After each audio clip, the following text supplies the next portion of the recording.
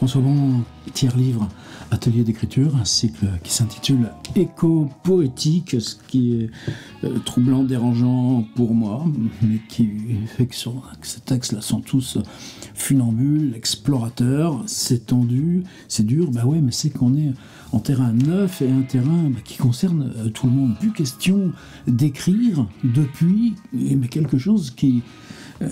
j'allais dire, en tout cas, depuis qu'il y a la philosophie du sujet et du moi, en tout cas 4 siècles, on a toujours une espèce de présupposé que ce qui est écrit par les humains et que les humains, à moins d'une loi supérieure, régissent le monde qui les entoure. On sait bien, aujourd'hui, on a affaire, c'est même pas...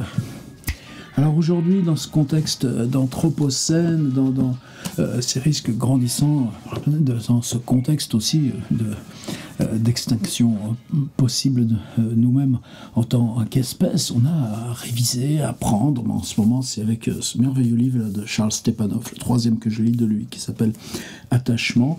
Évidemment, nous, c'est beaucoup plus modeste, mais ce dont il s'agit, c'est d'essayer de voir comment on peut avancer dans fiction, dans récit, c'est-à-dire en quoi on se confronte au monde par le récit, on s'expose soi par le récit, on se transforme soi, mais c'est un contexte qui ne peut pas être indépendant de questions éthiques et en tout cas d'une compréhension de ce qui se joue en dehors de nous, qui en quelques décennies a complètement basculé.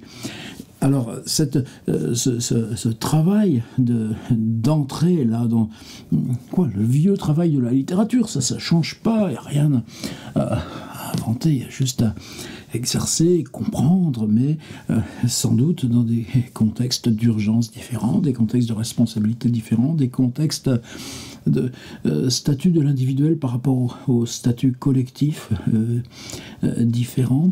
Alors on a beaucoup travaillé sur, Claire Dutray, vous savez, son vivre en arsenic, on a travaillé avec Joyce Orman, l'inhabitable, on est entré dans, j'allais dire, saisir tout ça par ce contexte anthropocène, par les fissures, les cassures, par ce qui ne va pas, par ce qu'on doit dénoncer. On l'a encore fait la semaine dernière avec le ni d'Amandine André, et je vois encore les textes là qui arrivent, et ça fait, depuis le début de ce cycle, je sais qu'il y a forcément un moment où on va commencer à explorer ce qui peut être éventuellement, vous voyez les précautions que je prends, des catégories de récits qui ne se construisent pas depuis ce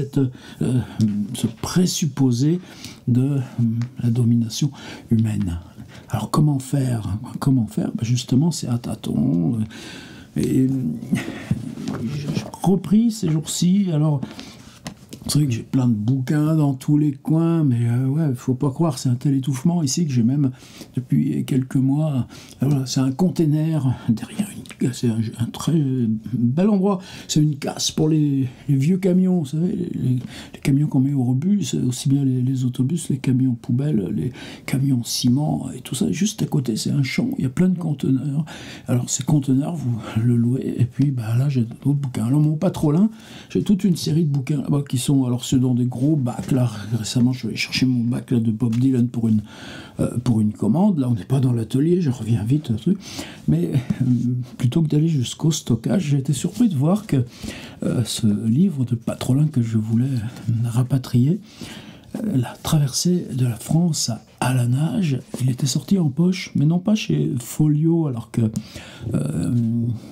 POL étant la propriété de Gallimard, c'est plutôt chez Folio, non, mais c'est J'ai lu, et c'est le même format et quasiment la même épaisseur que mon propre Rolling Stones qui est au livre de poche, c'est-à-dire ce livre fait 840 pages. D'autre part, je le rouvrais pour une autre question, pour notre atelier du mardi, où on travaille beaucoup.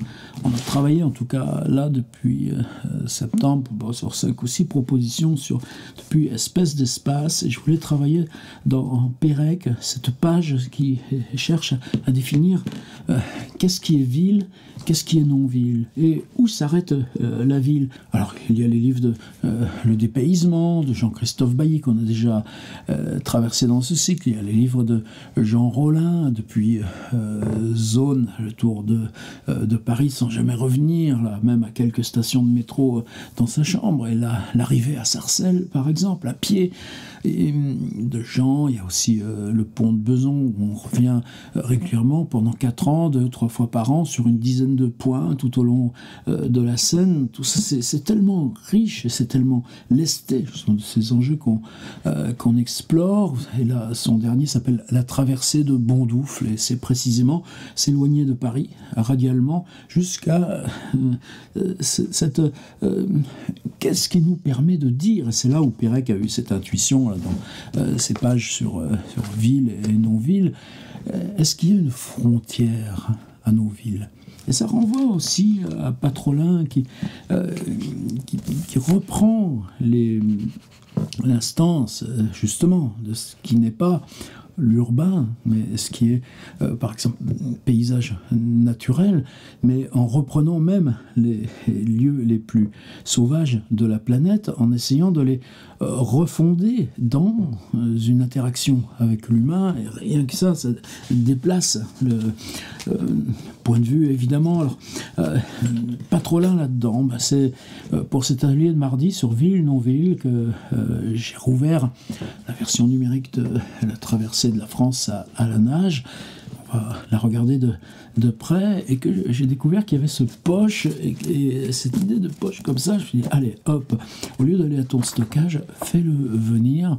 Ça n'empêche pas qu'on va probablement retrouver Patrolin pour d'autres livres sur notre route. J'ai aussi relu ces jours-ci un qui s'appelle « J'ai arrêté d'écrire ». C'est ça aussi l'atelier, c'est comment ensemble on peut se saisir de points très précis et aller chercher pour soi-même ce qui n'a pas encore été. Alors, La traversée de la France à la nage, il est paru en 2012. Vous savez que, alors, c'était déjà l'assistant de Paul Otschakovsky, Laurence, avant son essai accidentel. Le gars s'appelle Jean-Paul Hirsch, je le considère comme un ami à force de le croisé depuis 30 ans. Il est officiellement directeur commercial chez POL, mais en tout cas, je crois qu'il est aussi dans cette même position d'adjoint par rapport à Frédéric Boyer. Et Hirsch, depuis longtemps, en tout cas en 2010, c'était déjà le cas, et il a un petit appareil photo, et quand les auteurs viennent signer leur service de presse, ils se posent là, dans les bureaux là, de POL, le décor, et Jean-Paul leur pose des questions sur la démarche, les fait lire des passages. C'est comme ça que moi j'ai découvert Pierre Patrolin. Une vidéo qui était d'autant plus dense que Patrolin, qui au départ était documentariste, donc travaillait le film et pas le livre, s'exprimait avec un bégaiement très fort. J'ai croisé une seule fois, on a discuté, mais c'était chouette. Bon souvenir, avec une grande difficulté due à la question du bégaiement, comme si chaque figure, chaque image, chaque prononciation, fallait aller la chercher. Alors je suppose que quand il est dans l'écriture, c'est pas du tout ça. Moi je me souviens avoir vu une fois, ça n'a rien à voir encore avec l'atelier, mais c'est dans ces tout premiers temps, d'avant mon premier livre, où j'allais beaucoup à Beaubourg, aux revues parlées, et une fois c'était Edmond Jabès. Alors, venir écouter Jabès, et c'est Roger Blin, celui qui avait créé En attendant Godot, qui avait lu les textes de Jabès, et Roger Blin était affecté d'un bégaiement, comme ça, mais vraiment caractéristique, et au moment où il se met à lire, ça disparaissait totalement. Je ne vais pas rentrer là-dessus, mais quand j'ai acheté la traversée de la France à la nage en 2012, je savais que cette densité, cette tension, j'y étais prêt. Alors maintenant, on va le voir directement, le livre. Pierre Patrolin, La traversée de la France à la nage. Quel titre! Mais ça ne suffit pas pour faire un atelier d'écriture. Les premières pages, alors c'est des sections, vous voyez qui sont là, cette ouverture, elle fait 2, 4, 6 pages. Là en format numérique, mais je suis à peu près dans le même format que le livre Paul initial. C'est une scène, on comprend que c'est sur la Meuse est nommée, et il y a des enfants, il y a une compagne qui est sur le bord, et eux ils restent sur le bord parce qu'il y a du courant, il y a des péniches, il y a ce paysage quand même industriel de la Meuse, alors que quand même c'est de la vieille campagne, comme par hasard tout près de chez Rimbaud, là, vers Charleroi. Et comme pour plaisanter, le narrateur qui nage, d'une part, il affronte tout ça, les péniches, le courant, et il lance par plaisanterie à sa famille « Je rentre à Paris à la nage ». Voilà, c'est scène de départ. Et à peine on arrive à la première scène, alors 2, 4, 6, 7 pages, et on reste toujours sur des séquences qui font 7 pages, 8 pages, qui toutes sont indépendantes l'une de l'autre. Mais on le retrouve, notre narrateur. Mais cette fois, ce qui est nommé, au moment de lancer mon sac dans la Garonne, au pont du Roi, j'ignorais que j'allais plonger dans une eau froide. Il nous dit que c'est à la fin de l'été, que c'est un fleuve jeune grossi par une eau claire froide où j'avais décidé de sauter, sans réfléchir, sans imaginer ce qui m'attendait sous un ciel incertain, j'aime bien cette expression. Et là, tout d'un coup, 2 points et un futur. Dans un instant, je plongerai sans hésiter. Alors la thématique du livre, à partir de ce moment-là, est très simple. C'est-à-dire, là, vous remontez, vous cherchez sur une carte la Garonne, où c'est dans les Pyrénées, là où est-ce que c'est la source, je ne sais même pas si la source est en France ou en Espagne, mais en tout cas au plus loin possible près de la frontière espagnole. Imaginez, alors c'est des sports maintenant qui se pratiquent couramment. Je déteste la couverture du poche, c'est assez minable, ces illustrations. Un jour, il faudra bien qu'ils soient trucs, mais bon, moi je l'ai acheté pour le plaisir de l'épaisseur. Et évidemment, le livre POL, lui, il n'y avait pas ça dans l'édition originale. Le type va descendre la Garonne. La Garonne, évidemment, s'élargit, il traverse des villes, et puis, à un moment donné, elle est grossie du Lot. Lot, qui est comme la Dordogne, etc., ça finira par faire l'estuaire de la Gironde, et puis aller jusqu'au phare de la Coubre, là, et puis s'en aller jusque vers le phare là, de Cordon, rejoindre la mer. Eh bien, le narrateur va remonter le Lot. Là, on n'est plus à descendre le fleuve, mais dans l'effort là, de regagner. Et puis le Lot, on va le remonter là encore jusqu'à sa source. Et là, il y aura un champ à traverser. C'est la ligne de partage des eaux, où vous pouvez suivre sur une carte, tout est très strict. Et puis on traverse ce champ, il y a à peine un petit ruisseau, et bien ce petit ruisseau va lancer, puis ça va vous lancer dans l'Allier, dans la Loire. De la Loire, vous allez pouvoir remonter par canal vers la Seine, et puis de la Seine remonter, etc. Et donc vous aurez vraiment, le narrateur aura vraiment traversé la France à la nage. Et c'est un livre... Évidemment, moi, vous voyez, plus de 10 ans après sa sortie, 12 ans après sa sortie, tu continues à le garder comme considéré comme un grand livre, et j'ai toujours continué de lire Pierre Patrolin. Qu'est-ce qui m'intéresse là, concernant Patrolin, pour la question d'écho poétique? Alors, là, il annonce le principe, ce que je viens de vous dire. En sachant où je vais, remonter vers le nord, par les plaines du centre, la Creuse ou la Vienne, la Dordogne peut-être, puis le Cher, l'Indre, l'Eure, la Loire, la Seine, l'Aube, la Brelle ou le Rognon, jusqu'à la Meuse, enfin. Et là, c'est ce que je vous ai montré, dans un instant, virgule, je plongerai sans hésiter. Et là, cet instant, juste avant de se lancer à la flotte, à la baille, comme on disait nous, eh bien, Cet instant va devenir un temps suspendu qui annonce tout ce que va faire le narrateur. Enveloppé dans la gerbe d'eau, soulevée par mon seau, virgule, je reprendrai, futur, paragraphe, je descendrai sans réfléchir vers une vallée ouverte. Donc, comme il n'y a plus de temps, ce moment de se jeter, c'est déjà un énorme voyage.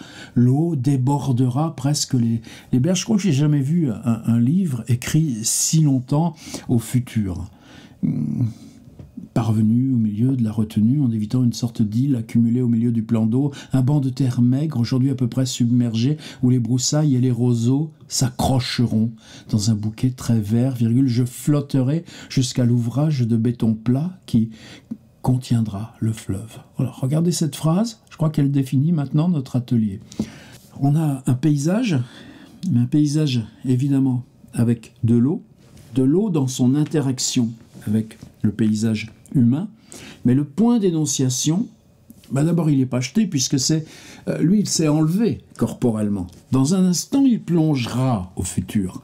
Donc là c'est imaginer le petit point qui représente le narrateur. Mais il n'est pas une corporéité, il n'est pas le corps d'un homme qui nage, puisqu'il est à distance ce qu'imagine celui qui, dans un instant, va sauter au futur. C'est donc un point virtuel, mais il se définit en quoi ce point virtuel ? Eh bien, il n'a pas justement de corps qui soit un énoncé, mais ça on le trouvera plus tard dans le livre, mais il est un point qui est à la surface de l'eau. Et un point à la surface de l'eau dans toutes les molécules d'eau, c'est pas, on peut trouver des histoires, je me souviens, dans les livres d'enfants. Un livre d'enfant qui s'appelait Le voyage de la petite goutte d'eau. Peut-être que ça, d'ailleurs, Patrolin, c'est ça qui lui a donné l'idée, la petite goutte d'eau. Elle part du Mont Gerbier-des-Joncs, ou je ne sais plus quel endroit qu'on connaît sur les cartes de géographie. Et puis petit à petit, les rivières deviennent plus grosses, elles rencontrent d'autres molécules, ça s'assemble, et ça devient le grand fleuve qui s'en va se jeter, si c'est la Loire. Parvenu au centre de la retenue, en évitant une sorte d'île accumulée au milieu du plan d'eau, un banc de terre maigre, c'est-à-dire le point d'énonciation fixe et installe le paysage. Et ce paysage inclut le paysage humain, l'ouvrage de béton plat qui contiendra le fleuve. Et cette interaction homme-fleuve, là, nous, c'est ce qui nous concerne. Alors, je continue le livre. Donc, tout, là, on est au futur. Épuisé par cette journée, le corps fourbu d'avoir été battu, jeté, secoué, emporté par la rivière, par une vitesse que je ne soupçonnais pas, je m'endormirai aussitôt. Alors évidemment, ce genre de récit, à chaque fois que tu as la troisième figure, on est là encore pareil, une unité d'environ 7 pages, eh bien, il doit bien s'héberger, dormir. Alors quelquefois, elle prendra un hôtel, d'autres fois, tu sors, tu as un sac évidemment étanche, il s'agit d'aller les gens peuvent être très surpris de voir ce type qui arrive comme ça en combinaison, ça ne précise pas beaucoup, mais il nous dit toujours une branche, elle m'arrêtera, je me traînerai jusqu'au bord, prendrai pied sur un parking, la route nationale dominera la station balnéaire depuis un haut remblai sur le bitume du parking, en équilibre sur les parpaings, une caravane élargie par un auvent, le snack de la base d'Antignac. Il suffit de Google Street View pour aller vérifier, mais lui je pense qu'en tant que documentariste, il a dû faire tout un tas de repérages, mais ça ne me concerne pas, sous un feston donc. Il décrit avec précision le snack de la base d'Antignac. Voilà, une femme forte brune avec une nuance de roux près des racines me sourira sans paraître étonné de me voir surgir hors du fleuve. Donc là, il ne s'est pas changé. D'autres fois, ce sera pas le cas. Je commanderai des frites, 3 saucisses qu'elle plongera dans la même, etc. Quand je quitterai le bitume du parking en longeant la rivière, je retrouverai. Donc là, c'est juste, hop, sortir, re-rentrer. Mais on est toujours au futur. Le soir, eh bien, il trouve un hôtel, un petit hôtel. Et il y a toujours des petits hôtels qui sont justement au bord de la rivière ou un hôtel du lac. Et donc, qu'est-ce qu'il dîne quelquefois, il prend un bain chaud, tiens, curieux. Et le petit déjeuner, c'est passionnant. Ben oui, c'est passionnant parce que c'est cette structure concrète-là du voyage, les conditions concrètes du voyage, qui donnent à la fiction, il n'y a pas ambiguïté là-dessus, sa parfaite illusion, sa crédibilité. La crédibilité, c'est pas le type là au milieu de l'eau, même si à un moment donné il est embarqué dans une retenue, une centrale électrique et que wow, on y croit. Il y a des orages, il y a la végétation, il y a les arbres, et puis chaque fois il y a les traversées des villes. Et nous, c'est ça qu'on va essayer de faire. Alors, je continue les différentes figures. Là, oui, cette interaction homme-rivière. Ensuite, le bas fuselage du pont de l'autoroute dessinera un arc allongé clair sous un rideau de pluie. Je nagerai à présent sur une eau noire, le visage inondé par la giboulée qui redoublera au moment d'aborder la courbe d'un virage. Le tonnerre grondera au loin. Le courant principal me poussera sous le talus de la rive où l'eau viendra, etc., etc. Tout bientôt, on est toujours au futur, tout sera vert encore. La Garonne aura grossi quand les collines approcheront, la pluie cessera. Et à un moment donné, ici, là, il va sortir de la rivière dans une petite ville, il nous la nomme, parce qu'il voit le monument aux morts, un village qui s'appelle Miramont de Comminges. De l'autre côté, une allée d'obus verts, laissant humide, récemment repeint, s'avancera entre deux maigres bordures de buis taillés à l'extrémité devant 5 majestueux platanes alignés face à l'église, s'allongera la place du village. Tout ça, là encore, on est dans des archétypes, mais des archétypes qui sont si importants. Donc sortir de la rivière, c'est pas facile. J'accosterai en saisissant les branches d'une gerbe de noisetier accrochée au pied de la maçonnerie. Je grimperai, son tronc fin et fragile se tordra au point de s'écarter du mur. Il pliera, balancera au-dessus de l'eau, résistera à mon poids et le voilà sur l'esplanade. Et le charcutier est en congé, il y a 2 boulangeries, il y a toujours de quoi rigoler un petit peu. La première vendra aussi la presse et les journaux, j'y achèterai dans chacune la même chose, une petite boule de pain, un croissant, je mangerai avec plaisir les 2 viennoiseries, je doublerai à nouveau tronc. Et est-ce que c'est là? Est-ce que c'est pas encore là? L'après-midi se terminera.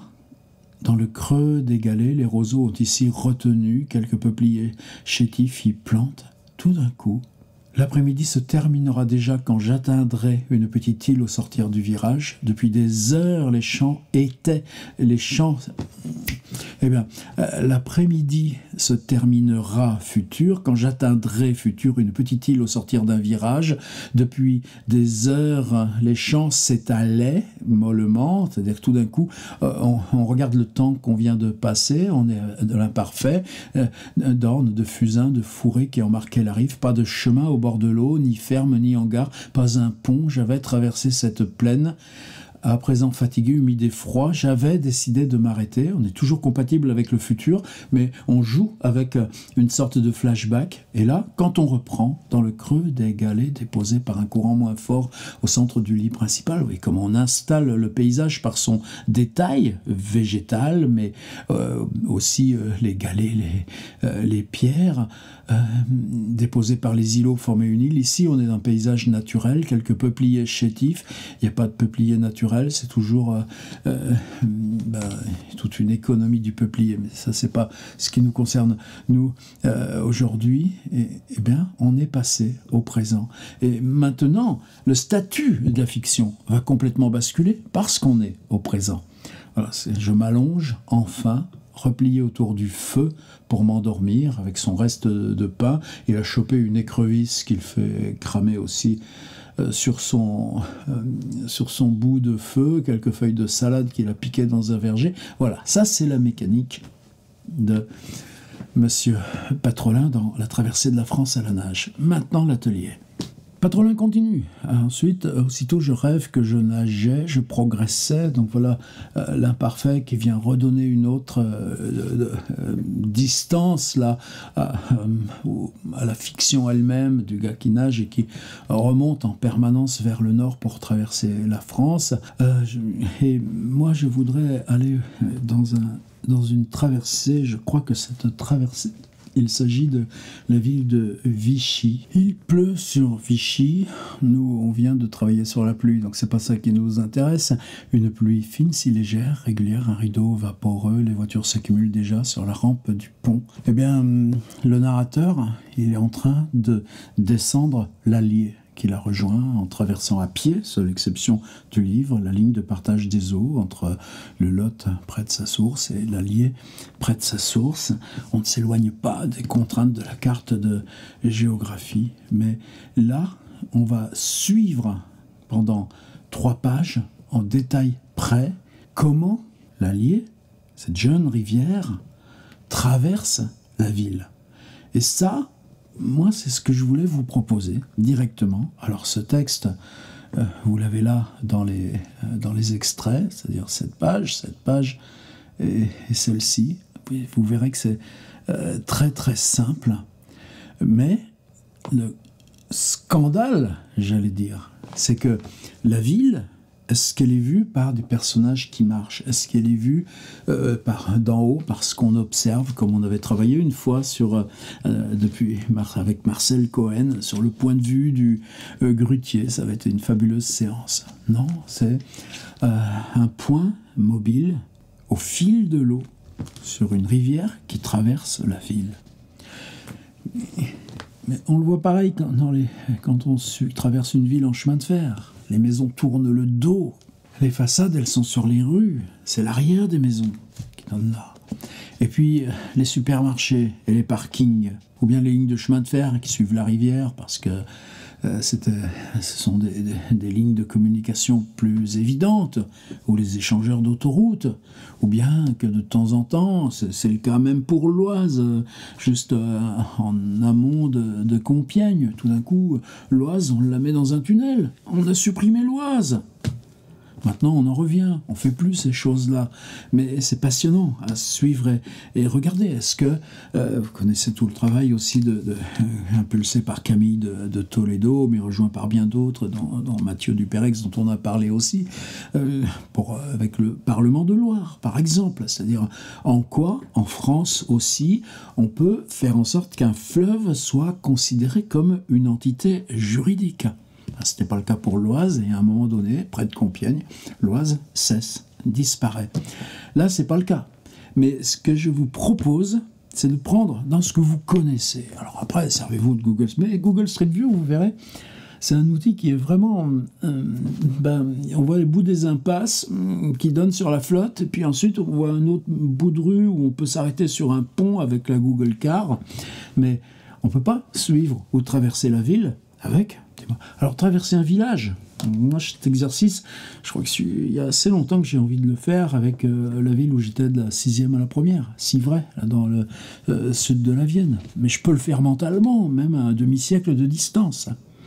Donc, à vous de choisir. Regardez tout le bazar qui s'est fait cet été sur la scène baignable et toutes les mises en scène de ces dames ministres ou maires, tout ça. Et qu'est-ce qu'on a organisé par contre? Là, c'est fascinant. Réorganisation des usines, des stations d'épuration de flotte, des réserves pour les pluies et les orages. Mais imaginez que vous fassiez cet exercice sur... oui. Moi, je pourrais le faire sur la remontée du canal de l'Ourcq, disons, depuis le périphérique jusqu'à la frontière de Bobigny, en traversant tout Pantin. C'est des lieux que je connais par cœur et que j'ai connu en 1986, que j'ai reconnu en 2006 en faisant résidence à Pantin et dans lequel je suis souvent retourné marcher ces dernières années pour d'autres raisons plus privées. Alors évidemment, comme dans le livre de Jean Rollin, Le pont de Beson, ces paysages changent et se réaménagent. Et c'est quoi la différence? C'est que si on prend un petit machin qu'on jette dans l'eau, non, on fait jamais ça, non, jeter des trucs dans l'eau. Mais et puis de toute façon, là, j'ai que des trucs qui flottent pas. Oh, mais imaginez qu'un petit truc de scotch, là, ça flotte, et que lui, minuscule, il soit là au fil de l'eau. Qu'est-ce qu'il voit de la ville? Comment on décrit la ville? Comment on décrit les échelles, les surgissements, les transformations? Et là, il y a ce mystère Patrola. Et là, on tombe, nous, sur notre atelier éco-poétique. C'est-à-dire un récit qui ne soit pas fondé par le présupposé de la domination humaine. C'est bien simple, et c'est ça la magie de Patrola. On nous propose un point d'énonciation depuis la rivière, mais pensez à ce début avec « dans un instant, je plongerai ». Ce point virtuel, il est à égale distance de la ville et du narrateur qui dit « dans un instant, je plongerai ». Mais donc ce point virtuel, ce qu'il énonce, c'est ce que voit la rivière. Je ne dis pas que la rivière parle et nous décrit ce qui l'entoure, ce qui la gêne, ce qui l'industrialise, ce qui l'asservit. Je dis que cette domination humaine ou cette interaction humaine, là, posée depuis ce point en légère translation, simplement par celle du courant, il va nous enseigner quelque chose. Sur l'urbain qu'on traverse, oui, ça, il y a toujours un plaisir à traverser ça. Mais tout d'un coup, ce soit l'eau qui s'exprime. Question à poser, la question, elle est maintenant. Pour vous, voyez, l'Allier monte vers le nord, il laisse sur le côté des bras morts, il évite des îles, il file devant des bancs de galets blancs, de pierres affadies par la pluie fine qui ne cesse de tomber. Je traverse à nouveau la campagne sans la voir. J'entends plus loin la sonnerie d'un passage à niveau, une cloche aigre, stridente, puis le roulement du train, le claquement des essieux sur les rails, les moteurs des tracteurs, les sifflements des jets qui arrosent le maïs sous la verse. Une benne qu'on vide, une camionnette qui ronronne à l'arrêt. Je pourrais nager les yeux fermés, porté par le courant, dans une odeur complexe insistante, de feuilles imbibées de vieilles écorces de terre lourde, de fumées incertaines sous un ciel uniforme, gris, sous de grands ponts de fer et de béton. Voilà, à vous d'écrire.